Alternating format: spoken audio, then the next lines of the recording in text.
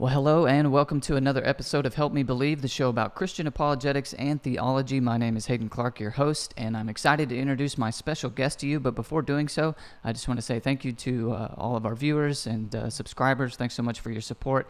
And a special thank you to our patron supporters who graciously give to the cause here. And so thank you to you guys. And if you yourself want to become a patron supporter, you can follow the Patreon link in the description below and become a supporter.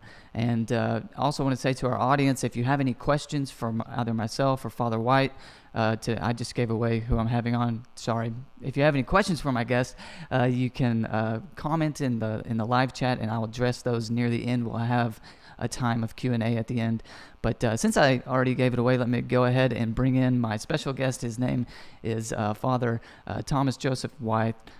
Father White, how are you doing today, sir? Very well. Good to be here, Hayden. Very happy to be able to.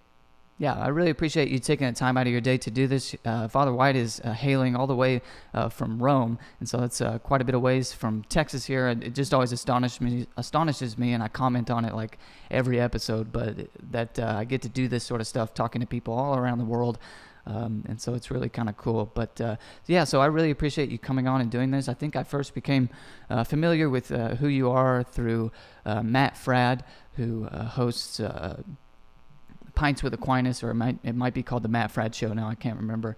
And so I'm a listener and a watcher of his stuff, and so I think that's where I first became familiar with who you are. But I'll go ahead and give you the time to introduce yourself for those who may or may not know who you are. Thank you. Well, I'm a Dominican priest, which means I'm a member of the Dominican religious order, which is the order founded by St. Dominic in the 13th century, and it's the order that also Thomas Aquinas was a member of. I am the director of the Thomistic Institute, which is an institute located within the Dominican University in Rome, known affectionately as the Angelicum. And we are at the heart of Rome. We do a lot of education of seminarians, priests, lay people, and Catholic religious. And, you know, my specialty is in Catholic doctrine, Christian doctrine of God, Christology, Trinitarian theology, grace and nature. And I teach a great deal on Thomas Aquinas' thought. Yeah, thank you so much for introducing yourself, and you talk about teaching on the thought of Thomas Aquinas, and we were kind of discussing beforehand, before we went live here. It's kind of odd for me as a Protestant evangelical to be just to even know who Thomas Aquinas is. I find that many people that grew up with my background don't even know who Thomas Aquinas is, and it's unfortunate. But I went to an evangelical seminary where Thomistic philosophy was believed and taught, and so it's kind of do you find that kind of strange that Protestant evangelical seminary would hold to a Thomistic philosophy like that? It's not historically typical, but it's become more customary for American Reformed theologians, and I would say loosely, broadly speaking, Protestants who are interested in the classical doctrine of God, to become engaged with Aquinas, because his thought has a great number of resources for thinking about traditional concepts of God. For example, God's existence, his eternity, his unchangeableness or immutability, his omnipotence, his goodness, his wisdom, and for thinking about things like the mystery of the Trinity and the Incarnation and even the life of grace in ways that are very congruent with or harmonious with a lot of traditional Protestant beliefs. And so as you get kind of a more experimental modern Protestant theology, you also get a desire to look back towards older resources in Augustine and Aquinas. And so there's a fledgling group of very gifted young Protestant Thomist theologians out there. Yeah, I just always find it very fascinating that that's becoming the case, and I'm glad it's becoming the case, but yeah, it's very good. Kind of along the same lines, one of the questions I had for you was, why do you think, before we get in, by the way, we're going to be discussing the distinction that Thomas Aquinas makes between existence and essence, and how this can be formulated as an argument for the existence of God. But before we get to that, what reasons would you give for recommending the thought of Thomas Aquinas to Catholics, Protestants, just whoever? What makes Thomas Aquinas so valuable and or important? Well, let me just name a few things. The first thing is that St. Thomas has a very nuanced and, I would say, helpful understanding of the relationships between faith and natural reason.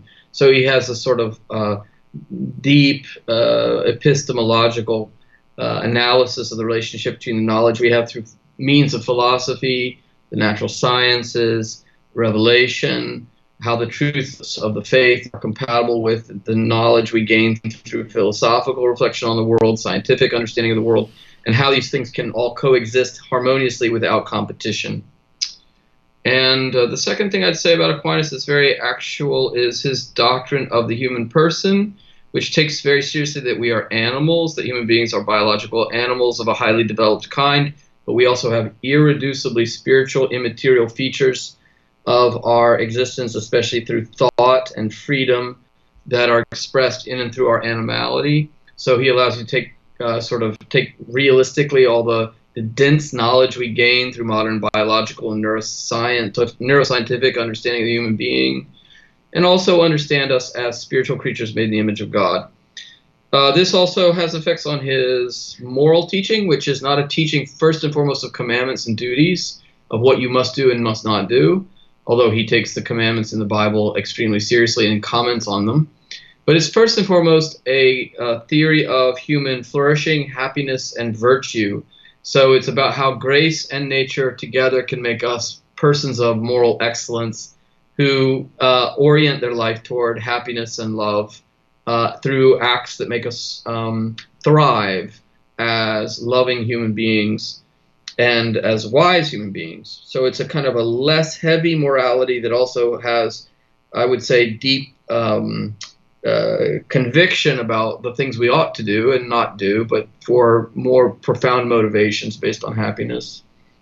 And the last thing I would just say is that Aquinas has a very deep gaze into the mysteries of God, the mystery of the Trinity, the notion of the human being made in the image of God, grace and its capacity to transform us, the whole mystery of the incarnation, life, suffering, passion, and resurrection of Jesus, and the gift of the Holy Spirit. So there's a tremendous wealth of spiritual and theological insight that allows us to understand why the mysteries of Christianity are so illuminative and how they help us understand the meaning of our human journey.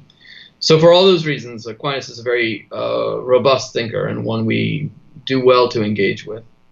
Yeah, so I remember learning about Thomas Aquinas and just like the first time I became acquainted with his work and his writings, his teachings, and I just and specifically the philosophical stuff, I remember thinking, and of course he draws heavily upon Aristotle, but I remember thinking, wow, this is basically just common sense systematized.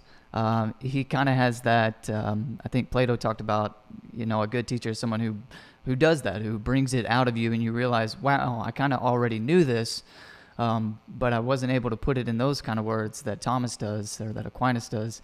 And that's just what I remember. One of the first thoughts I had when I was studying Aquinas was, wow, he's really saying things, or in this case, writing things that I kind of already knew intuitively, but now he's giving a very robust argument in favor of it, or he's articulating it in such a way that I just never would have been able to. And so I think that's kind of what initially drew me to Aquinas. And and that helps, and the very intuitive things that he's able to put in such a robust way helps think about the more complex things that aren't so intuitive. And that's just kind of what I remember being drawn to at first. Aquinas is not a philosophical skeptic, Yeah, exactly. Aquinas thinks we have initial inclinations of the mind prior to rational argument, by which we grasp basic features and structures in reality around us, and come to know things even as children in a pre-philosophical light that orient us intellectually toward reality, and that philosophy builds on and grounds itself in that initial intellectual perception of reality. So, as you call it, common sense is first, and then we go deeper in insight into what we partially always already knew about the world, and, as it were, dig into reality and carve it at the joints to figure out the compositions and natures of things. And so his metaphysics builds on that initial insight that we all have as intellectual creatures, but then goes deeper into analysis of its causes and reaches up toward God. And he thinks the faith is similar in a supernatural way. It gives you initial insight into the reality that Jesus is real, that the resurrected Christ is real, the Father, Son, and Holy Spirit are distinct persons, that God is one, and so forth. And then you can go deeper into that mystery by kind of a scrutiny or an intellectual awareness, but without going against the initial intuitions, the kind of basic core truths that you already knew. Yeah, that's definitely a good way of putting it. See, there's things I want to say, and other people just know how to say it way better. That's kind of how it goes. Yeah, you know, when you read Aquinas, you never have to come across something like we can't know that the external world exists, or something weird that you might get in a Cartesian skeptic philosophy or something like that. And that's kind of what really drew me to Aquinas. But anyway, let's kind of get into the subject of conversation today, which is this distinction that Aquinas famously makes between existence and essence, and then kind of how this can be formulated into an argument for the existence of God. But I thought it might be helpful to start with just kind of defining essence and existence. And so, I'll let you take it from there. All right. Well, this is, in a certain way, the heart of Aquinas' original philosophy is that he takes elements from previous thinkers like Albert the Great and Avicenna about what we call the essences of things, or their natures, and the unique existence of each thing, everything having a singular existence, being a uniquely actual reality. And he develops his own theory of this. It has some influence from Aristotle, but it's also very original. They're not simple concepts to define. I'll try to make them didactic and clear. So let's start with essence. Aquinas thinks every reality, every natural reality at least, artifacts is a kind of different case. Every natural reality has a certain nature or essence. Now, when he defines an essence, he then splits that in two. He says everything that we experience in this world that has a natural essence is a composite of form and matter. Let's talk about that for a second. Sure. When we talk about the matter of a thing, what he means is, in some sense, he does mean the material parts. So if you take a cat walking through your living room, there's organic material parts, the little cat heart, cat gallbladder, cat intestines, cat lungs. And then there's the parts of the parts, which you could say are, say, the cells and the chemical compounds and so forth. And you could go down into the atomic structures. But on some level, he thinks that in everything that exists, there's not just like material parts, but there's a material indeterminacy or potency for transformation. And by this he means that in every reality that is material, there's a indetermination or potency by which you could redetermine it to become something else. So if you took a block of wood, you could, because of its material potency, you could determine that block of wood, you could repurpose it to become a statue of 36,000 things, actually more than that, an infinite number of things. Or if you try to divide a reality like a stone up into smaller bits and smaller bits and smaller bits, you get down to an atom, you can still cut that quantity in two. And if you cut that quantity in two, you can cut that quantity in two. So there's a certain material indeterminacy or potency by which you can keep dividing. So everything we know is complicated because it has this material parts composition and material potency undergirding it that allow it to be, as it were, generated into something else, or corrupted and regenerated, made into something else, like logs catching fire or human beings being conceived and being born and then dying. We all go through this flux of material change. But that is not the only way to explain a natural reality, because we're not just the material parts or the sum of our parts. We're also natural realities having a kind of determination. We are a kind of thing. That's to say, we have what Aquinas calls a form. He doesn't mean the physical shape. He doesn't mean the way something looks if I imagine it. He means the deeper structure or determination of nature. So to go back to the cat walking through the living room, the cat, because of its cat typology or nature, does cat-like things. It hunts birds. It tortures insects. It eats cat food. It lounges on the sofa. It shows studied indifference to human beings. It walks on four legs. It bristles when it's frightened, and so forth. And there's a whole, way you could study not just the biology, but the behavior patterns, even the philosophical questions of what a living being is. And it's obvious that the cat's different than, say, the house plant, because the cat has animal knowledge, sensate knowledge, and memories. and affections. And it's different. The house plant's obviously different than a stone, because the house plant's growing and putting down roots and nourishing itself through photosynthesis. So you get different kinds of things in the universe: non-living things, vegetative living things, animal living things, intellectual human living things. And so these natural kinds, but they all have matter. They all have material parts and composition.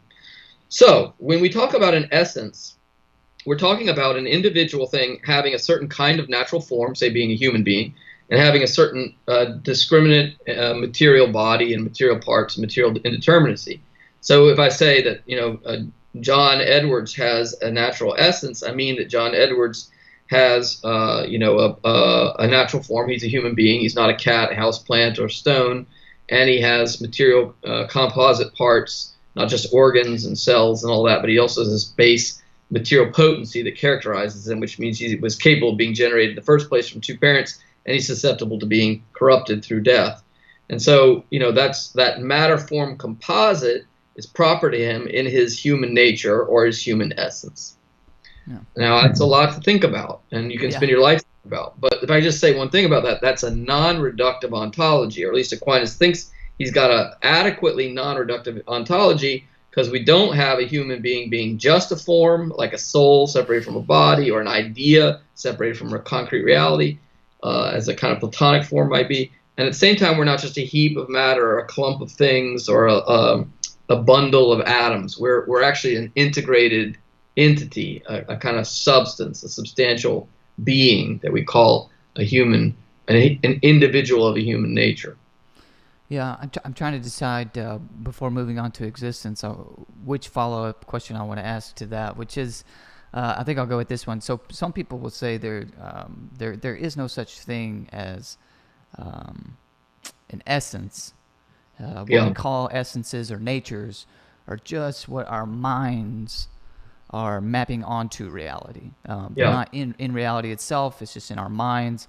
What actually exists are these smaller parts, whether you want to reduce it all the way down to quarks or whatever. There's actually just these smaller parts that are, simples, physical simples that are in these conglomeration or whatever, a combination of them, and our mind maps onto them what you're calling natures and essences. So is there anything that you can appeal to answer that? Or are we basically going to, and I know that you were just saying this for simplicity's sake whenever you were just speaking, or are we basically just going to say, well, cats are obviously different than humans? Do we basically just appeal to observation, or is there an actual argument against the objection I was just... No, that's a great question. There are a lot, so there's a lot of, you pose sort of three objections, or two objections at least. One is whether we can know that there are any natural kinds at all, and another is whether the natural kinds in question are microscopic and are atomic simples, let's just call them atomic simples, that explain the larger so-called conventional medium-sized goods around us. Let's deal with the second objection first. There are lots of arguments against that position in Aquinas, but let me just note that we can take that objection in two ways. The first is to say the realities around us are composite realities that are effectively bundles of smaller simples. Let's just call them atoms for the sake of argument. You could go to quarks or bosons, but let's just stay with atoms for the sake of an example. And we really should reduce everything to the simples, to the atoms, in order to explain the larger supposed concrete substances. Okay, the first issue about that is it doesn't get you around the problem of essences, because if you really want to explain the composite realities in the light of the simples, you're going to need a taxonomy of simples in their distinctive kinds. So as Aristotle and Aquinas both point out, you're back to the problem of essences just at a microscopic level. So if you start breaking down atoms into their component parts, or naming kinds of atoms, and then thinking about how molecules are composite in order to build up an account of the larger bundles, you still have to have a taxonomy of the kinds of chemical compounds and the elements of the atoms that allows you to identify stable structures that are essentially present in different kinds of very basic simples.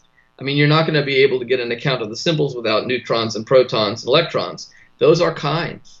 So they have essences. So without a doctrine of essences, it's very hard to do any kind of work in terms of universal causal explanation.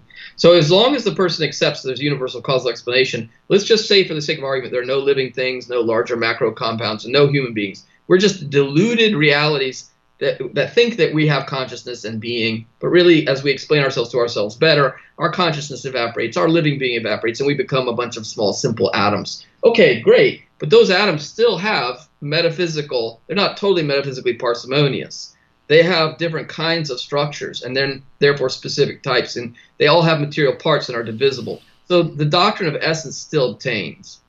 A second then thing to say is, well, should we really concede even that much? Because if we really want to give up on any distinction between the stone, the house, let me put it this way. If we go down to the atomic level to explain everything, Aristotle and Aquinas are going to tell us, we're going to have trouble distinguishing any real ontological properties of stones, plants, cats, and human beings. But it does seem that there are a couple of deeply compelling reasons not to be so reductionist.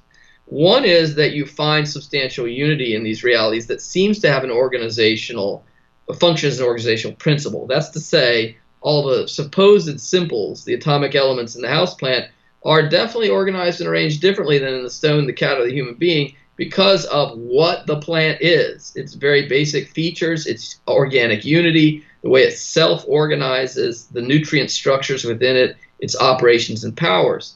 So it seems like there's some kind of top-down or organizational formal dimension of the very atomic structures in question that can't really be got at if you go to the reductive view. And yet it's obviously in the reality because the reality seems to function with a substantial unity that was organizing the very realities that we're observing and trying to explain. In other words, bottom-up explanation doesn't seem to be adequate to do all the work you need to explain the very simples in question as they obtain in the essences, as I'm calling them, of the things. The second thing is you can't really explain easily in the plant, for example, its powers, dispositions, and operations just by looking at its material composites. In other words, plants can do things. They have the power of photosynthesis. They have the power of growth and self-organization. They have the power to nourish themselves, grow, repair themselves, and reproduce. And they have this power through operations that they regularly trade in or perform, and that united, that sort of you could call it phenomenologically united set of operations that we observe seems to require something in the reality ontologically that is doing all that self-organizing, that is performing all those functions. So it's very difficult to explain the unity and operation, the dispositions and powers of the plant without there being a concept of form, and all of that absolutely affects all the interior organization of the more basic, you might say, more micro material parts. So I think we have to kind of, in a certain way, better describe reality than those who want to reduce reality to a set of material principles that would be totally explanatory and say, look, you're going to wind up in a reductionism that doesn't do justice even to the material simples. Yeah. And then the last thing I'd say is about the kind of deep skepticism of language and knowledge. You just have to decide how far you want to go with that. I mean, if you really want to go all the way to say that there are no universal kinds knowable, then every plural denomination of language is intrinsically unintelligible. Like when I say there are three human beings in the car. What do you mean by car? What do you mean by human beings? So at least on some conventional level, it seems like to use language is to denote form. Yeah. And it seems like a high price to pay to give up all indications of universal kinds. Now you could say, well, we construct an impression. I mean, Kant says, we kind of construct an impression and we trade in ideas of universal kinds without necessarily getting the noumena or the real essence of the thing. It's all based on our perceptions subjectively.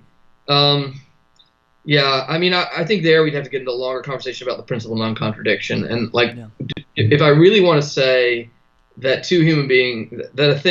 that are multiple realities around me that are not reducible to one another, I'm going to have to give in to some acceptance of ontological distinction between things. And at that point, I think I'm going to have to name some non-trivial features of reality that obtain in it essentially or properly. And at that point, I'm working with a kind of initial theory of essence. Yeah.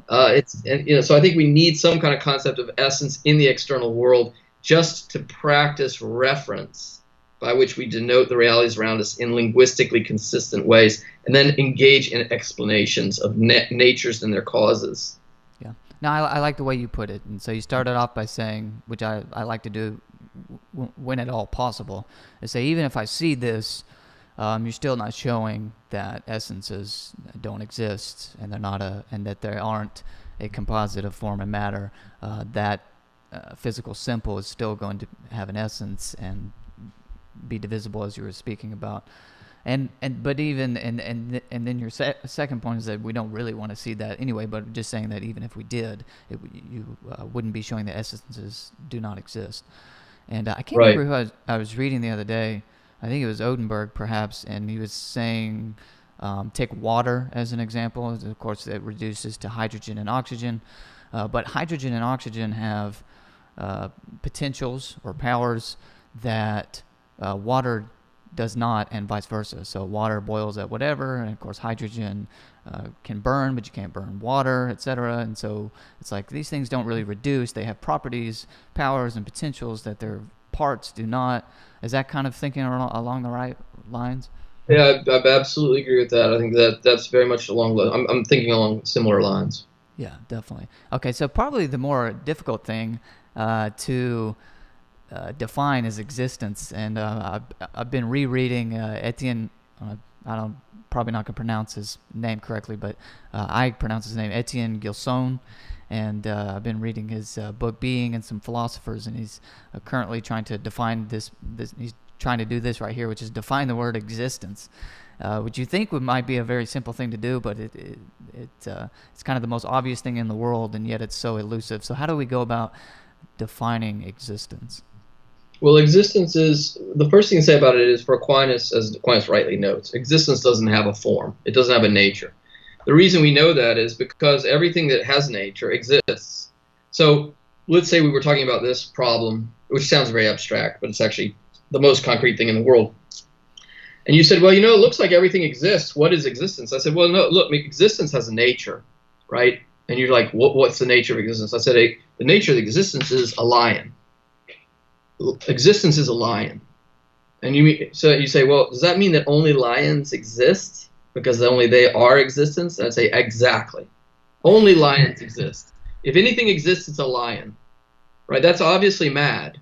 But see, the contrary affirmation is everything that has a nature, be it a lion or a fig tree or a star, supernova, aardvark, kangaroo, human being, that reality exists. Oh, okay, so it seems like existence is something very ecumenical. It's everywhere. What does that mean then? I mean, because the other thing is, if you go to the matter-form composite, like, does my gallbladder exist? Does my big toe exist? Do the material parts in me exist? My little atoms and molecules, compounds, chemicals, they all exist.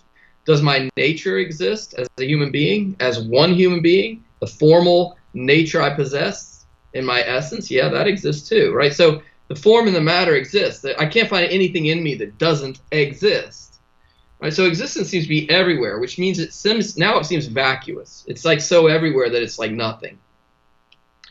So you got to get in the problem of the one and the many. I mean, what's helpful is to see is that every essential kind of every essence, every individual thing having a nature is a distinct existent. Aquinas calls that an ens in Latin. Having existence, which he calls esse or essa, depending on your pronunciation. Right. So every essentia, every essence is found in an ens, in a being or entity having existence. That's kind of commonsensical.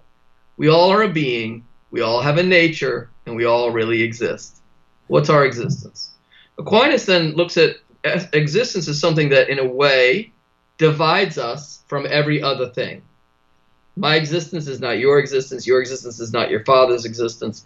Your father's existence is not the existence of the cat or the houseplant or the supernova or the kangaroo. All these things exist. And in each case, the existence is proper and unique to that thing. this is kind of interesting, right? So I share humanity with you in the sense of like we're the same human, we have the same human nature. It's two different modal realizations, but I don't share existence with you. Existence is what sort of separates and renders in a way autonomous in being.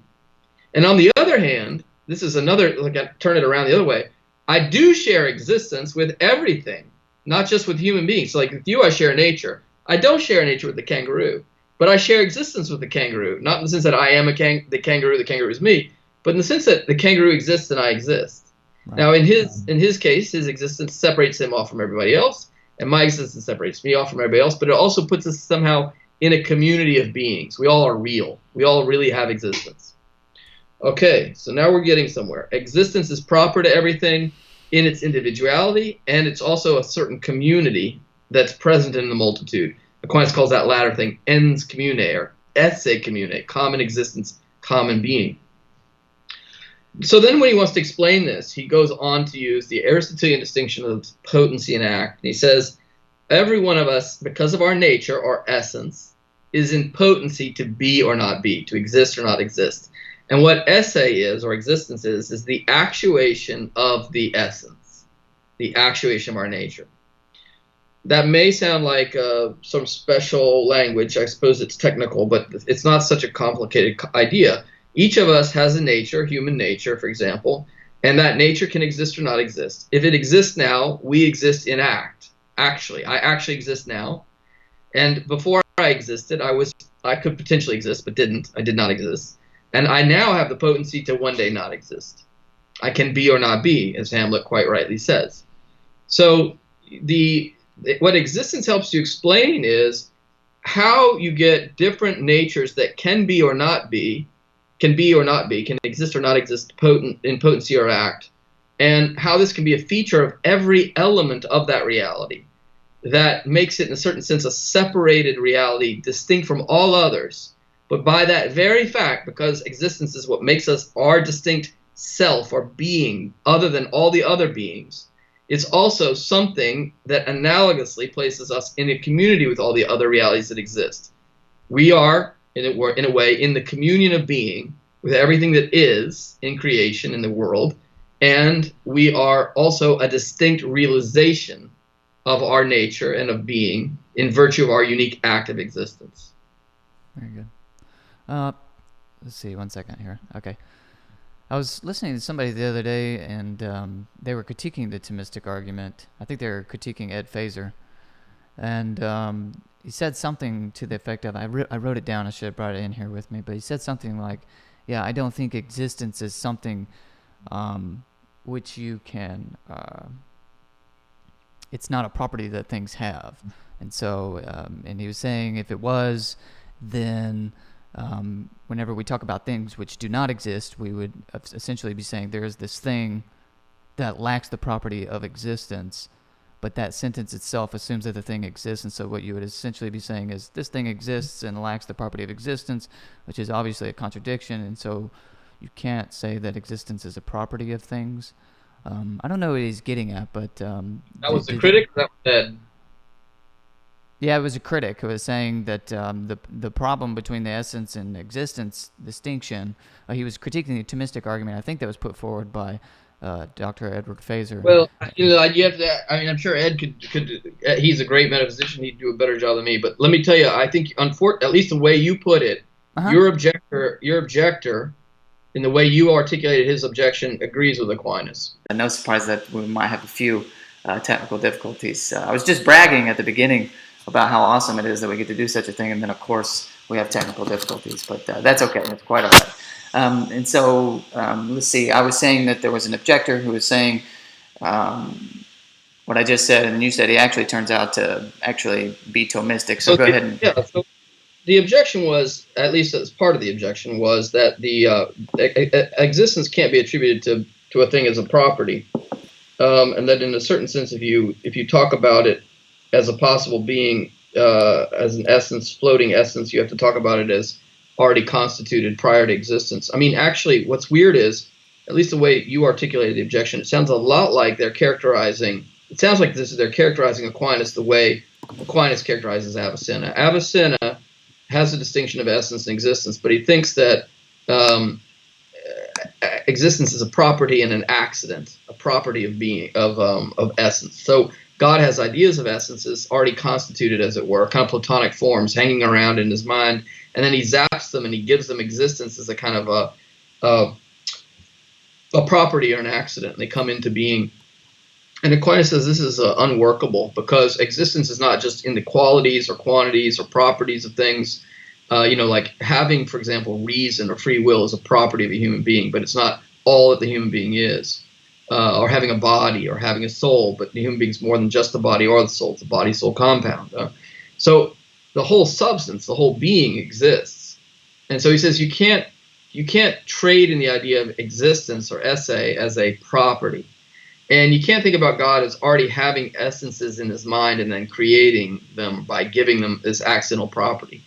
God gives being to the whole reality. He gives existence and essence, total composite reality. Everything that exists only because God's giving it all that it is in virtue of its existence and in virtue of its nature. So all natures, insofar as they are, come from God, and all existent natures, insofar as they exist, come from God. And so you don't want to think about existence as a property. It's much deeper.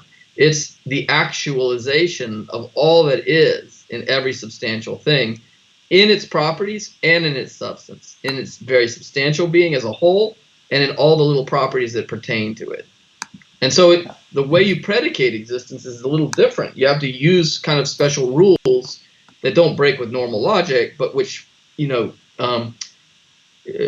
imply special uses of logical forms of argument and denotation, because you're trying to talk about what is deepest, richest, and most intensive in reality. What's this fundamental gift of existence present in everything? Very good. Okay, then let's go ahead and move on here to the distinction that Aquinas makes between essence and existence. And so what does he mean by the real distinction? And you may have already kind of touched on it a little bit, but what does he mean by the real distinction, and how can we know that there's a real distinction between existence and essence? Yeah, it's sometimes called the real distinction. It's sometimes called the real composition.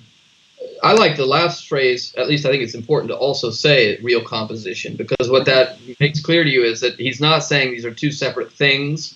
Like, I'm walking down the street, I'm on one side of the road, and my essence is on one side of the road, and then on the other side of the road is my existence. And sometimes they're like in the same place. It's not like that. This is a composition. It's also not a composition or a distinction like the distinction between a part of the body and another part of the body, or the way two compound chemicals, engage with each other by contiguous proximity, a quantitative attachment. We're talking about a structural distinction in being. And what he's saying is, everything insofar it has there are actually in reality only concrete entities he calls ends, beings. You and I are beings, human beings. But in them you can really distinguish. You can distinguish that there is really a nature or essence, and there really is existence proper to each one. And so on a first take, you could say, this means that you and I could have the same human nature, and all human beings can have the same human nature. We're all equal. Some people are not less than human because of their skin color. They should not be discriminated against because of their skin color or treated unjustly for that reason, because they are essentially and identically human. All people are human in virtue of being rational animals. And then on the other hand, each of us is, despite that communality, each of us is a unique singular realization of human nature. We are each a distinct existent because of our unique existence. So, for example, the egregious killing of a person who does not in any way merit that killing is grave, because not only because of the dignity of the human being, but also because we've extinguished a unique realization of human nature and a uniquely existent human person who's irreplaceable in the order of being. Right? So each of us has something in common by which we can talk about equality and identity, and each of us is a uniquely instantiated existent who's totally original. That's really a cool idea, because the real distinction gives you the power to talk about that in virtue of which we're all identical in kind and equal, and it has moral consequences as well as ontological being an ontological truth. At the same time, it allows you to talk about why each of us is a original instantiation, including an original instantiation ultimately of the image of God, because there's a distinct personalistic being in each of us. We're each a human being, but the way that unfolds in each of us is distinctive. So that's cool. Now, why would you really have to go with the hard distinction between existence and essence? Well, because one thing that's true about each of us and every created being, be it the human being, the kangaroo, the star, the aardvark, or the cactus, is none of us, in virtue of the natural kind of thing that we are, procures our own existence. So none of us is a cause of our own being. All of us come into being and exist in virtue of other agents or other factors or an extrinsic causality. So it's the simplest thing in the world. Every human being is begotten of two other people, parents, and we only exist because of them. We would not exist were it not for them. But it's also true now. We only can continue to be sustained in existence because of other causalities like the air temperature and the quality of the oxygen. Therefore, we depend upon a larger atmosphere, ecological, equilibrium in the cosmos, proximity to the sun, larger solar system, and galaxy structure and whatnot. So we're very interdependent, even if we are autonomous beings, and our existence is, in a certain sense, communicated to us from others, and we are sustained in that existence in dependence upon others. Consequently, our nature is not the source of its own existence, either efficiently, in efficient extrinsic causality, I don't cause myself to be, nor merely in formal causality can I sustain myself in being. So that means that the nature really has to be, in a certain sense, actuated by existence, given existence, actuated by existence, but cannot be in itself either the formal or efficient cause of its own existence. So that's one way to think about the distinction. Now, once you got that far, you're pretty close to the necessity of the existence of God. But we can wait. I'll wait till you ask me the question to talk about why. That's going to be my next question, because I think you explained it perfectly. Whereas if existence and essence are not really distinct in unified substances, then what you're saying is that essence entails existence, or existence is found in essence, which means that the thing exists essentially. But of course, a thing that exists essentially is something which couldn't possibly not exist. And of course, there was a time when I didn't exist, and there's going to be a time when I die. And so, of course, it seems quite obvious that, of course, it pertains to be essentially to exist by nature. If my existence, if it was, that's one way. That's another way to phrase it. Like, if my existence were identical with my essence or my nature, then it would pertain to my nature to possess existence. Right. Yeah. I don't possess existence by nature. I have existence, and therefore I can be or not be. Consequently, there is some way in which it's meaningful to talk about a real ontological distinction in me between existing and my nature. I have a nature that can exist or not exist. Yeah, exactly. So I think that was good enough, so we can move on here to say, how does this distinction then become formulated into an argument for the existence of God? All right. Well, so if everything we experience can be or not be, and there is a real distinction, and that, let me just go back. If existence is not identical with any one thing, like the lion or the cactus or the supernova or the human being, but it's common in all things, then it must be the case, existence not being, as Aquinas says, in any genus of being. It's not any species or genus. It's present in every species and genus of being. All that is of whatever kind exists. That means there's a real distinction in everything that exists around us. Anything which has a nature we can put in genus and species, all that is real, that has existence.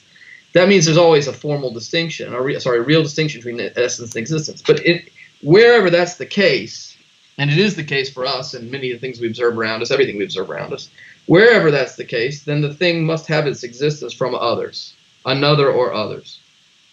That means that the universe we observe around us is composed of things that have received or do receive existence from another or others. They are not the cause of their own existence. Which raises the question, where does their existence come from? Why do things exist? that are able to be or not be, because all of them are caused. So then can we posit that everything that exists is essentially dependent on things that themselves in turn receive existence from another? Just think about that for a minute. Everything that exists must exist on dependence. Everything we see, that we experience, exists in dependence on others as caused in being. But can that in turn, can all those realities in turn only depend on realities that receive their being, in fact, from others? Yeah, it can't work.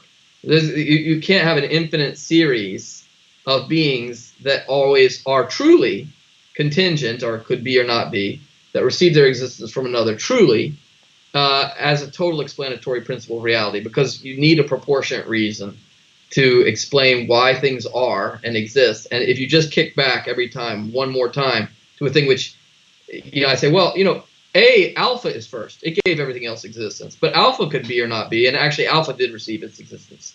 Alpha received its existence from what? Omega.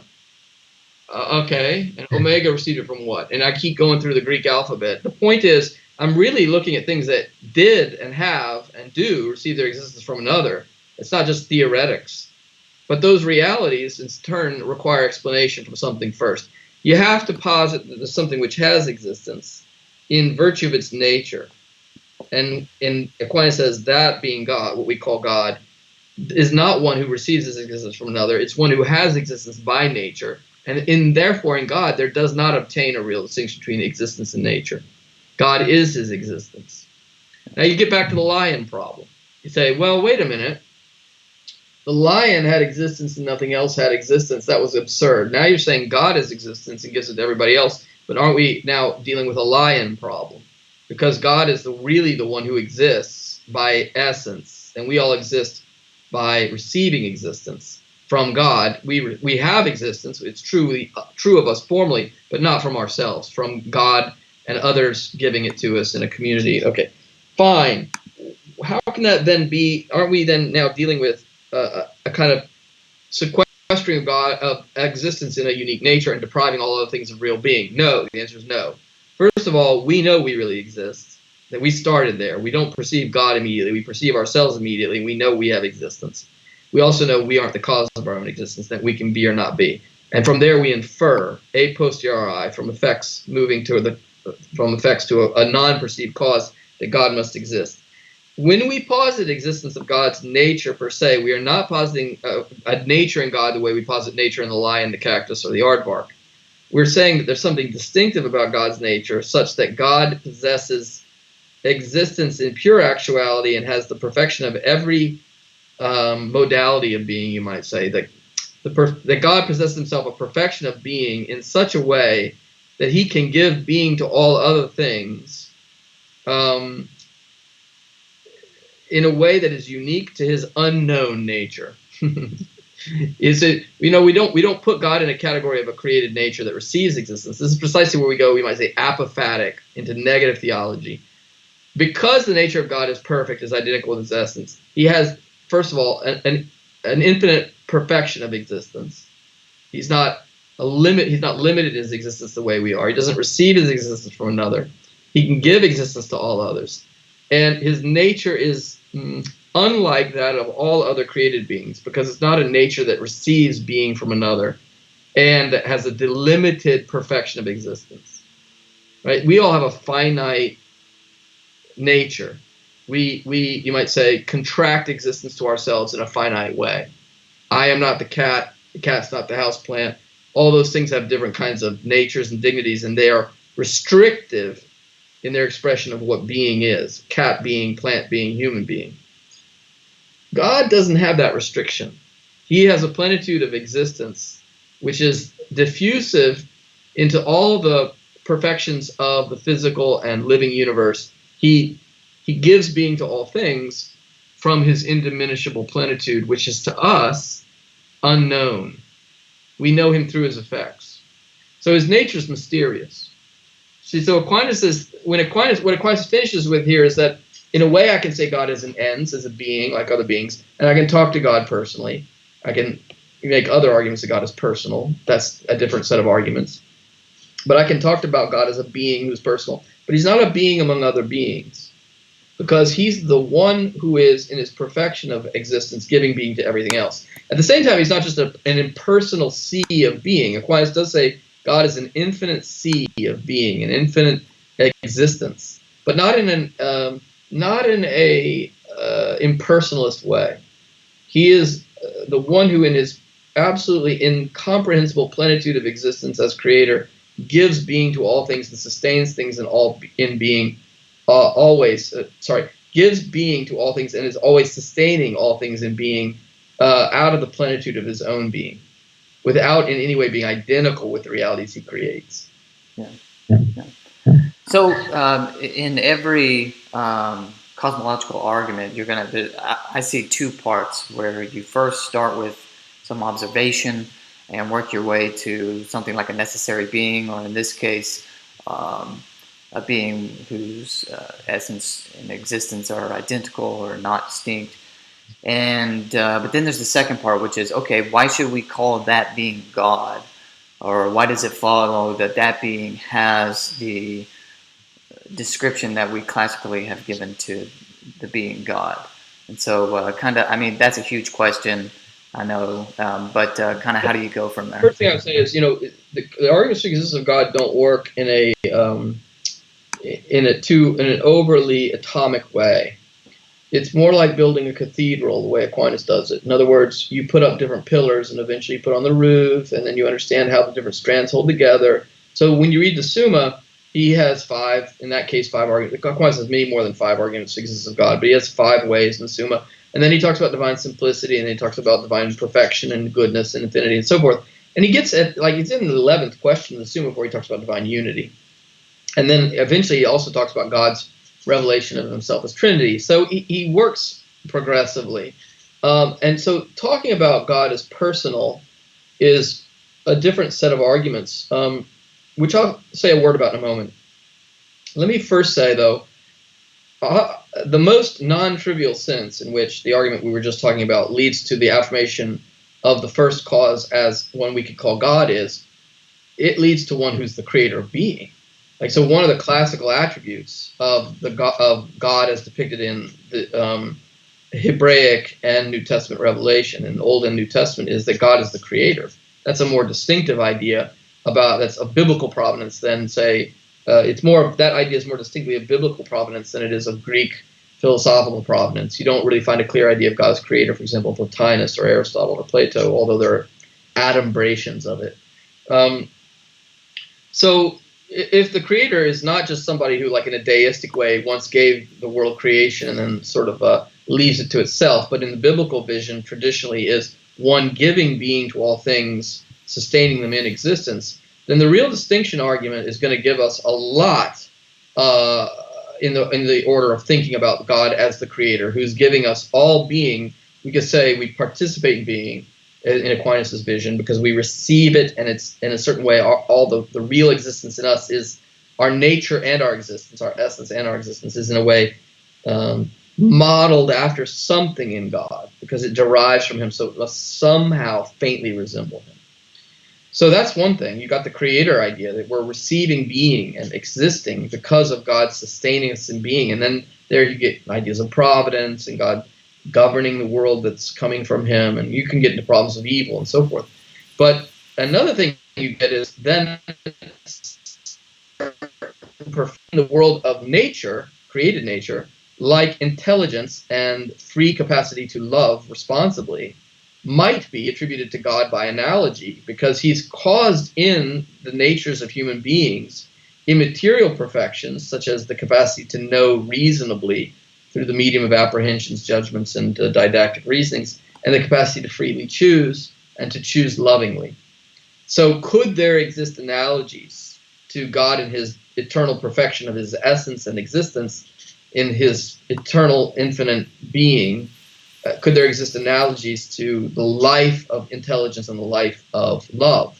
And that's a different set of arguments Aquinas makes in a philosophical way to show that if those perfections exist in us and they are immaterial in kind, and God is immaterial in a more infinitely perfect way, then something like divine intelligence or understanding and divine loving must exist in God in an infinitely more perfect way. And then you can talk about how different and other the divine intellect and the divine will must be if God is truly immaterially intellectual and loving, because he can't be the way we are.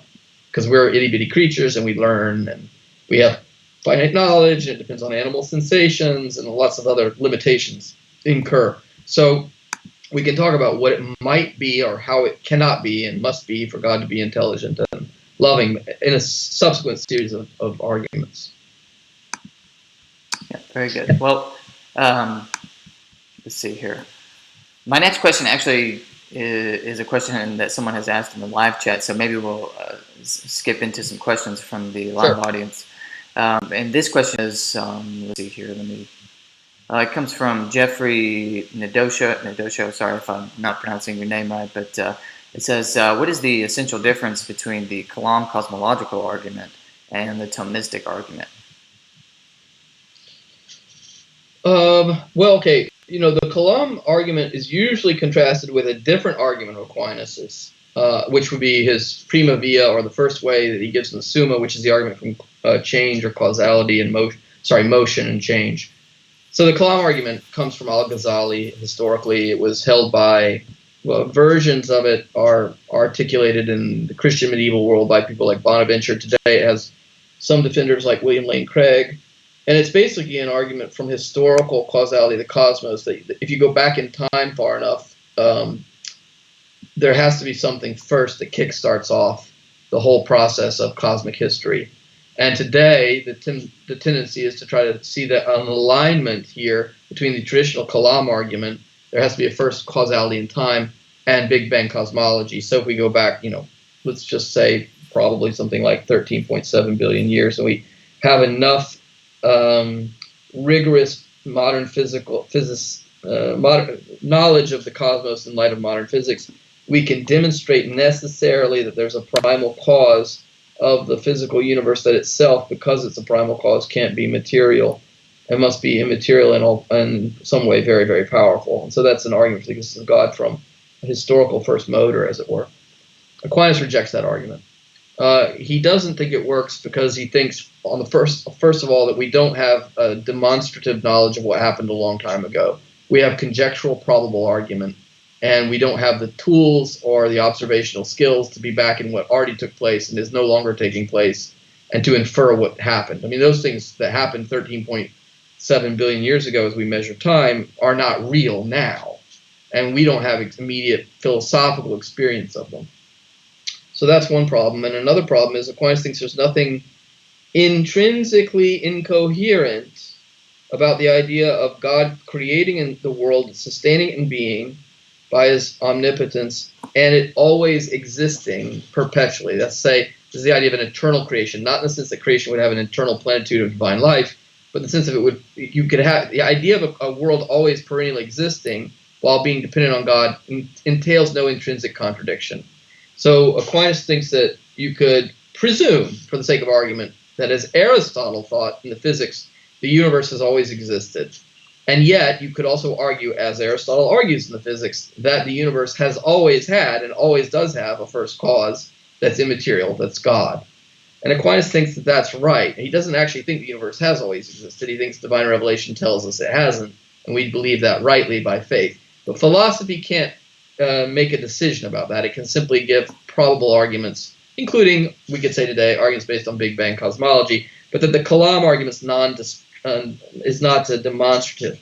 What we can argue from is the world around us now, because everything that exists is, there's a distinction of nature and existence, or essence and existence in everything. The world that we see around us now does require something giving it existence. No matter how long it's been around, whether it's been around for 6,000 years or 13.7 billion years, or whether it just keeps going because there's always going a great cycle of being, always being sustained in being.